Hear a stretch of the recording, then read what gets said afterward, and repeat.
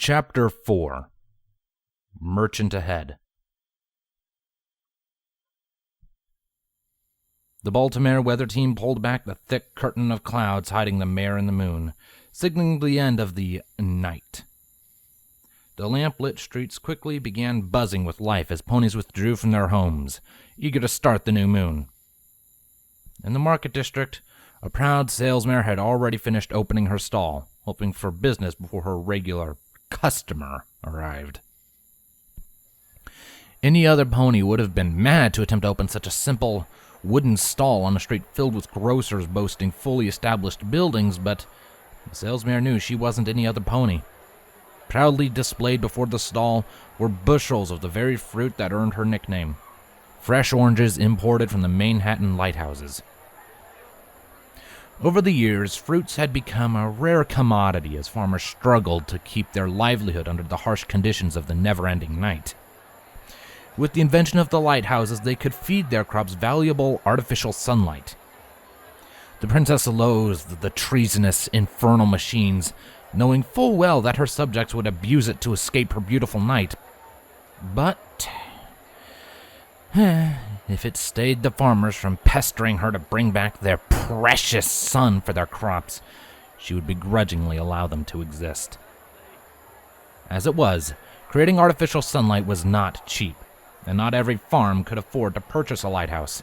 As the Equestrians' demand for fresh fruits dramatically rose and the supply drastically dwindled with each lost farm, the prices only shot higher and higher, except for the salesmare.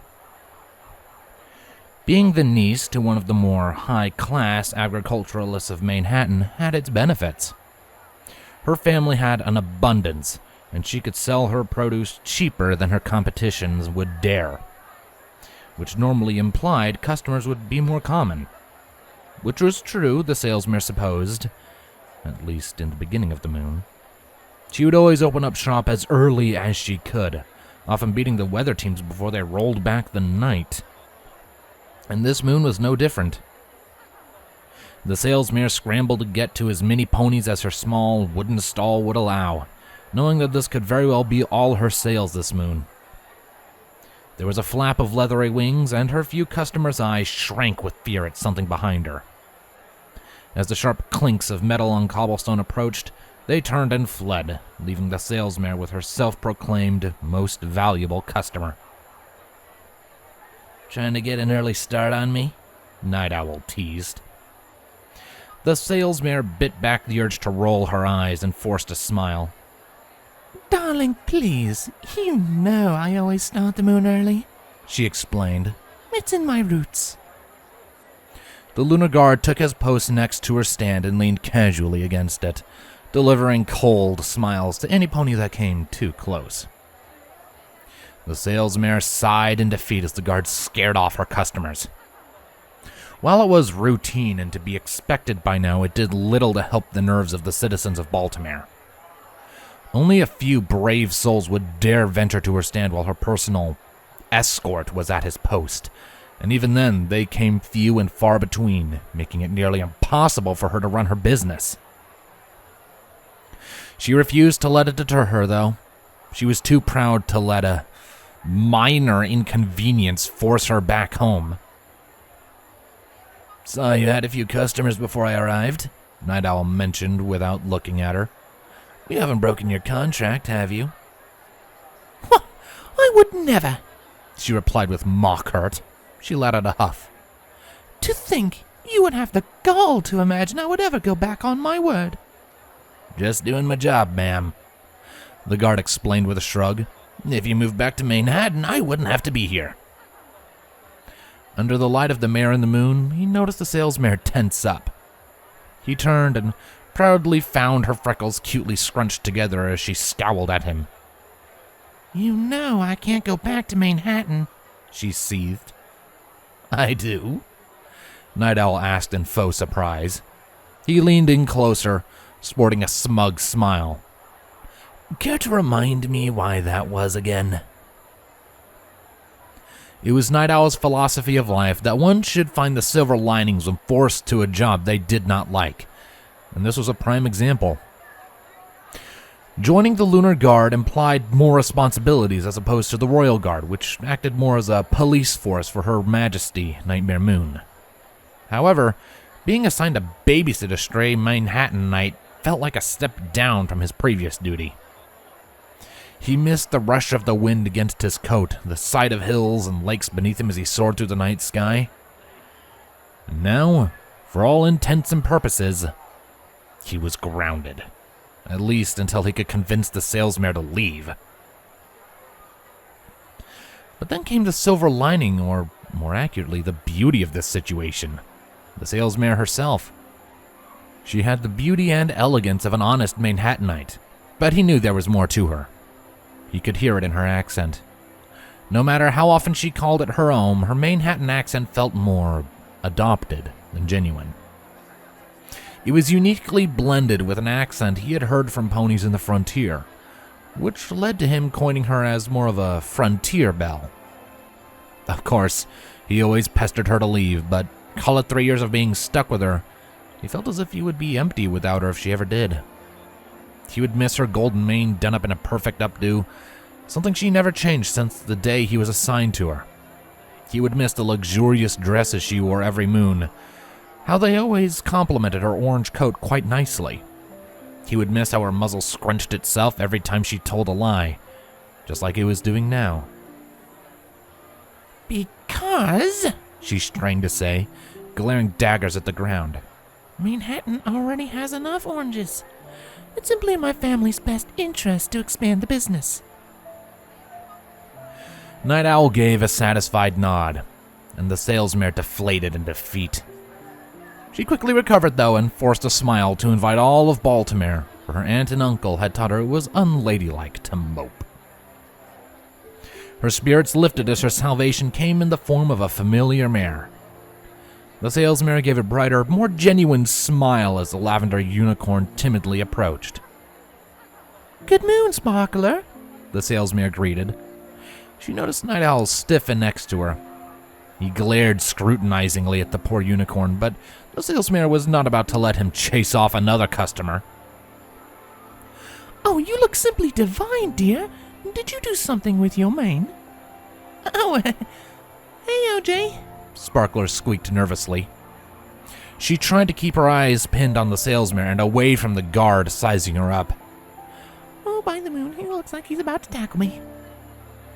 She gulped down her fear and hoped the nervous sweat wasn't too obvious in the moonlight. I actually just went to the salon yesterday, she explained, brushing her mane and her hoof playfully.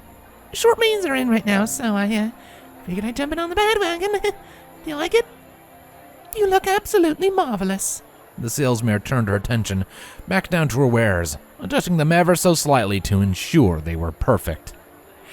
So, what brings you back so soon? She asked with a warm smile. Did little Dazzler eat all the marmalade again? That little sweetie has such the appetite. Actually, I'm here to confirm a little rumor I've heard, Sparkler admitted. Night Owl's ears perked up, and he tried to nonchalantly lean in closer as the mares began to whisper. I heard you have your auntie's famous clementine cakes in stock again, she said with quiet glee. How did you know? Night Owl had to catch himself from deflating with a groan. He shook his head in disbelief and scanned the street, trying to ignore the rest of the mare's silly gossip. The salesmare pulled a small box out from behind her stand and proudly displayed it to Sparkler. I only just received it from my dear Aunt Clementine yesterday, she explained. A small blush took over her. I must admit, though, I am guilty of stealing some for myself last night. They're just so delightful, I couldn't help myself. As long as you save some for everybody else, Sparkler laughed. She licked her lips as her eyes drooled over the scrumptious dessert. How much? She asked, never taking her gleaming eyes from the cake. The salesmare hummed in thought. For you, darling, 10 bits. Sparkler's jaw dropped. Only 10? She asked in disbelief. On the hopes that you keep this secret just a little bit longer, the salesmare winked. I fear yesterday simply wasn't enough for myself. I might just have to spoil myself again for one more night. Sparkler had her bits on the table before the salesmare had even finished talking. Deal! She squealed. The cake lifted as she summoned it to her saddlebags, and she was sure to nestle it in gently. You're the best, OJ. She smiled. Oh, it's a miracle you're still in business with all these low prices. You could easily charge more for this quality. The salesmare waved her hoof dismissively. Oh, my family won't be having a shortage of oranges anytime soon. And preparing the dishes is no trouble at all. Do come back sometime. Business was a pleasure, as always. She waved as her customer disappeared into the night, sighing in content. Night Owl allowed himself to relax and stretched out his wings. He pried his helmet off and rested it on the salesmare's stand.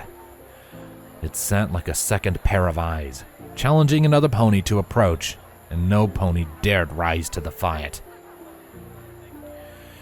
The salesmare was tired of it, though, and she decided to play the guard's game. You seemed rather nervous when my friend came over, she noted. The guard's ear flicked, but other than that, he showed no signs of acknowledgement. She wasn't deterred, though. Could it be that those silly rumors are true? She pressed teasingly. Night Owl scoffed, but the salesman noticed how he stiffened slightly. Please, what rumors? You know exactly what rumors. She leaned in with her hooves resting on the stall countertop. Night Owl had never been more annoyed to see such a thrilled spark in a mare's eyes.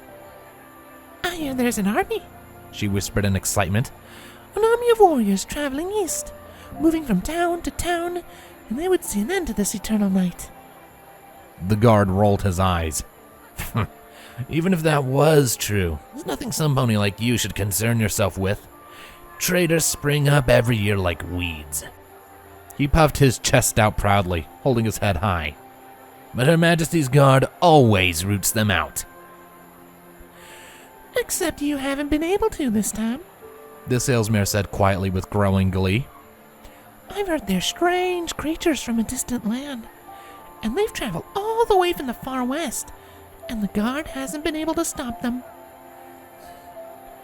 You really should stop listening to rumors, the Lunar Guard warned. I thought a mare of your status would be above such idle gossip. A mare of my status, the salesmare scoffed. How quaint.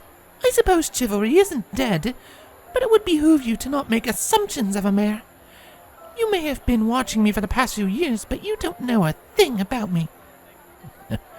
Oh, I think I know plenty about you, OJ, Night Owl sneered.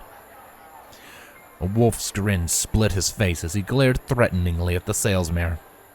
Speaking of which, what sort of nickname is OJ anyways? The salesmare reared her head back in shock, thrown off guard from the sudden shift to the defensive. Her muzzle scrunched after a small pause, and Night Owl knew he had her pinned. It was given me by my friends, she explained nervously. Back at Manhattan. Night Owl snorted knowingly. What friends? He challenged. I read your file. You didn't have any during your foalhood. You couldn't adjust to the Manhattan lifestyle until you were older.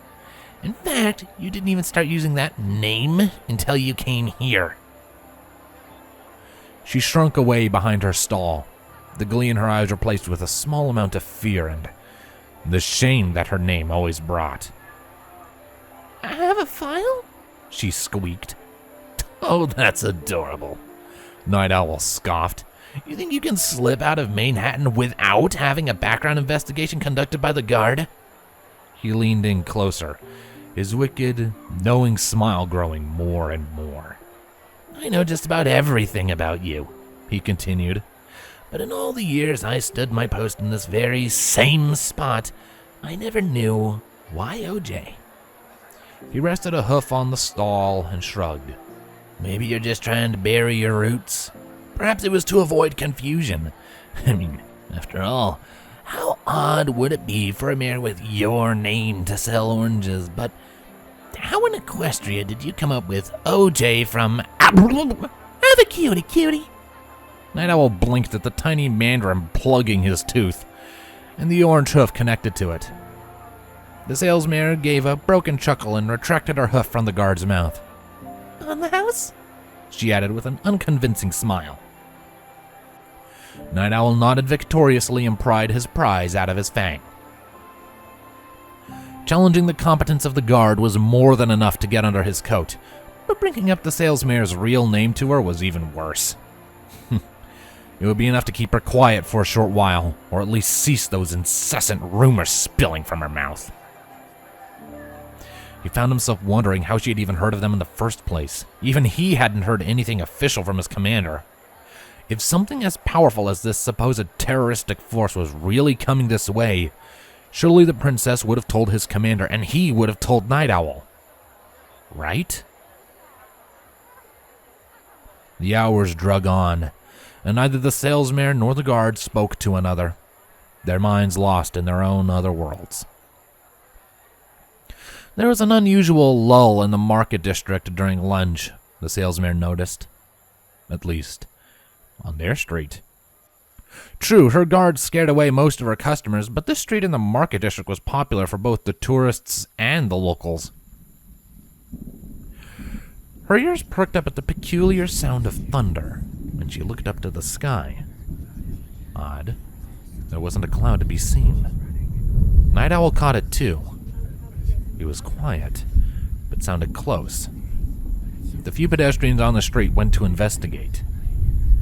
As they reached the intersection to the next street, they paused. Some of them stood in shock, unsure what they were seeing was really true. Others ran, wanting to be as far from the skirmish as possible. The rest let out a cheer and raced to see the source of the thunder. Night Owl peered at the small crowd suspiciously, hesitantly replacing his helmet over his head. "I'm going to check that out," he said, more as an afterthought. He turned to the salesmare, and his eyes became sterner. "Stay here," he ordered. "I'll be back." The salesmare watched as he unfurled his wings and snapped into the air, angling and diving beyond the buildings behind her. Anything calling for her guard to leave his post must have meant trouble, and any prim and proper damsel such as herself should have known better than to go searching for trouble. But then again, no pony had ever accurately accused OJ of being prim and proper. She broke into a gallop, or at least as fast as she could, as her dress would allow. She rounded the corner, joining the ranks of the few gawking ponies overlooking a crowd. She couldn't believe her eyes. The rumors were true. The warriors of sunlight were here.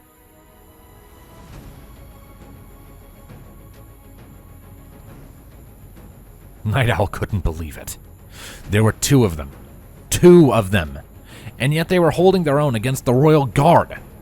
Granted, one was a giant of a kind he had never seen before, but this mare was all the help he had. How were they able to stand their ground against them? The ring of onlookers crowding around them didn't help, especially since the traitors to the throne seemed to have won them over. Night Owl would have, to be sure, to remember their faces after this was all brushed up. Twilight's heart was racing. It had been 2 weeks since Meadow Grove, and somehow word of their travel had spread, often to towns before they ever even arrived. Solaire had taken her under his metaphorical wing, teaching her what little combat he could in between towns. She couldn't learn much without tomes of combat magic, and she felt queasy every time she picked up his sword. But they were baby steps. Solaire knew this, and she was showing improvement. A Pegasus ancestral dove for them, the lances connected to their armor gleaming in the moonlight. Twilight let out a panicked squeak and ducked, and Solaire covered the distance, bringing up his shield between them. Their lances scraped against his shield as he swung it to the side, and their sides were left exposed. Solaire drove the pommel of his hilt down on the Thestral's helmet, and he collapsed in a heap.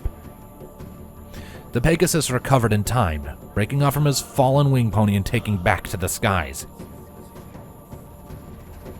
Twilight glanced up with a sheepish smile, and Solaire looked down with warm eyes. True, she was improving in combat, but it appeared they would have to work on her courage next. Another cheer erupted from the crowd as the third guard fell unconscious before their eyes. Excited murmurs electrified the air as veterans of the onlookers brought the newcomers up to speed. It felt like a dream. A wonderful, beautiful dream threatening to become reality right before their very eyes.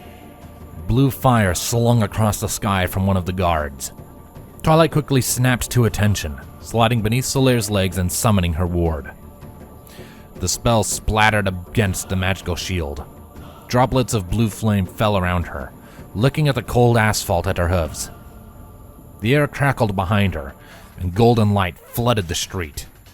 The opposing mage's eyes widened in dread, and the onlookers watched in amazement as the giant hurled lightning from his hands and cheered over the thunderclap as he struck down another guard. Night Owl didn't have any weapons. He was just supposed to be standing guard over a mare, making sure she didn't spill any information about Manhattan. He had already seen 2 armed guards fall at the trader's hooves. Going in empty-hoofed was mad, but he had a duty to perform, whether his gut screamed at him to fly away or not. The giant was the biggest threat. The mare only seemed to be defensively supporting him. He shot to the air and dove low, skimming over the heads of the crowd. The giant had his shield raised and his back turned to Night Owl as he focused on another guard. His sword was held low and lightly behind him as he braced himself, but, to Night Owl's relief, he wasn't anticipating an attack from behind. Solaire jerked forward as something snatched his straight sword from behind. His eyes traced a thestral as it shot past him and took to the night skies, the crossguard of his stolen weapon caught in its mouth. His original opponent rammed into his newly exposed chest, and Solaire found himself sucking in his breath as the stallion tackled him to the ground. He grimaced. Such a lack of honor these foes had. Night Owl lightly tossed the sword in the air and bit down on its hilt. His heart was racing. How long had it been since he had flown like this? The giant's mage ejected his brother-in-arms off her companion and helped him recover. If ever there was a time to strike. Twilight's eyes shrank as the Thestra pulled in his wings and dove for them. Solaire's sword was glinting in his mouth with ill intent for its owner. She felt her heart stop. No, not again. She was not going to freeze up again. With determination burning in her eyes, she bowed her head and reached out with her magic. The sword hummed in the Thestral's mouth with purple life as it resonated with her. With a wrench of her head, the sword jerked free from Night Owl's mouth, and the guard careened to the side from the sudden pull, and crashed before the crowd. Twilight's stomach churned as the summoned sword drew closer, and she melted in relief as a hand graciously plucked it out of her magic. Thank you, Twilight. Solaire nodded kindly before turning back to the fray. Night Owl groaned, massaging his ringing head. He really didn't like fighting unicorns. He spat and rolled to his back, and found a rather familiar mare staring down at him with mischievous eyes. The sales mare could hardly contain her devilish smile, and she turned her back to him and reared her hind leg beneath her dress. Night Owl blinked. Apple. A sharp crack cut him off as her hind leg struck his muzzle. The sales mare craned her head back, admiring her handiwork. Her guard's eyes were spinning from the blow, and his head finally collapsed on the cobblestone. She eyed those watching her with a raised hoof to her mouth, feigning innocence. Oops, she shrugged. The crowd was becoming anxious. Seeing the sales mare strike down a guard like that sparked something inside them all, as a revelation dawned upon them.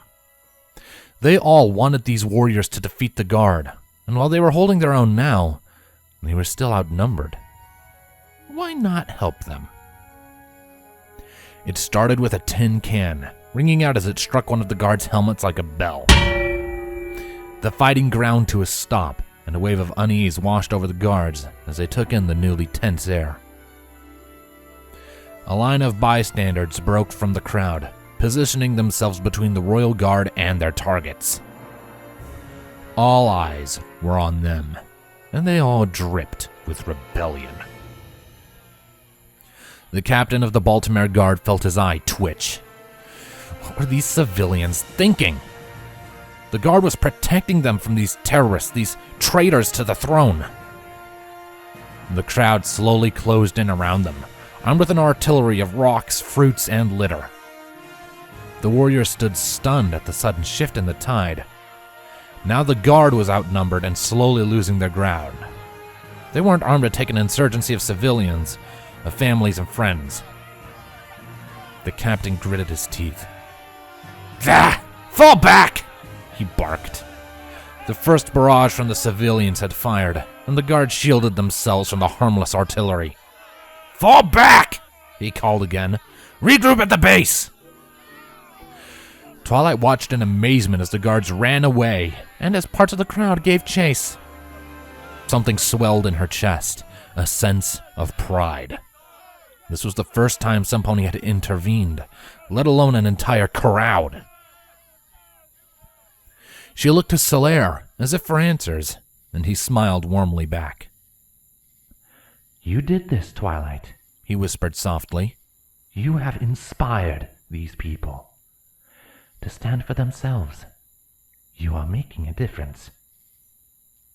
Twilight couldn't contain herself any longer. She leapt up and wrapped her hooves around Solaire's chest. We did it! We did it! We did it! She squealed in delight. Solaire gave a hearty laugh and spun, holding the mare in his arms so she wouldn't fall. A cheer erupted from their audience, and the marketplace was filled with a thunder of hooves clapping against the cobblestone sidewalks.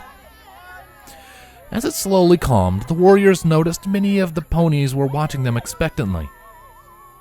I do believe they are waiting for a speech, Solaire whispered to his companion. Twilight looked back up to the cheering crowd. She took a deep breath to calm her jitters and nodded. Okay, I can do this, she said to herself. Solaire let her drop back to her hooves. Just like we practiced, he reminded with a wink. Strong and confident. Let them hear the great news you bear. Twilight smiled, and her eyes flicked past her companion. Think you can get me on that yawning? She asked. Solaire followed her gaze and chuckled, sheathing his sword and getting in position. He brought up his shield with both hands and nodded to his summoner. Whenever you are ready, he called. Twilight broke into a gallop, leaping into the sun painted on her companion's shield. Solaire pushed up the moment he felt Twilight's weight and sent her into the air. It almost felt like she was flying, and Twilight allowed herself a small giggle as she flew. The awning dipped and bounced beneath her as she landed, and as she steadied herself, she cleared her throat and spoke for all of Baltimare to hear. Good afternoon, citizens of Baltimare, she called proudly. I am Twilight Sparkle of Canterlot. And I, Solaire of Astora, the warrior chimed, raising his sword. And we are your warriors of sunlight. Twilight paused, allowing her audience to quell as another cheer encouraged her on. She took in a breath and glanced down to Solaire. He smiled with his eyes and made that strange gesture with his thumb sticking out of his fist, a gesture that he had explained meant goodwill from his world. She smiled in appreciation and continued. For too long has this nightmare plagued Equestria, and we're here to show you that you don't have to be afraid, that you can stand up for yourselves, something that you have all so bravely proven today. She smiled. This eternal night has lasted long enough. Solaire and I are on a quest to bring back the sun and Equestria's rightful princess. With your support, we will break this curse. We will bring Equestria the morning it has waited for so long, and we will bring an end to this tyrant's rule. Solaire lowered his sword to the audience's applause and raised his shield to take its place, and the pony's thrill seemed to only amplify at the sight. Whoops and hollers welcomed the painted face, and above it all, the stallion's voice broke over the cheering. Praise the sun! Twilight hopped off the awning and into Solaire's expecting arms, grinning from ear to ear. The crowd continued to chant, and Solaire felt something warm glow inside of him. He looked down to the mare smiling in his arms. Where to next, my friend? He asked warmly. Twilight thought he'd never ask. She rolled out of his arms and pointed skyward in a general direction she hoped was the right way. To the library.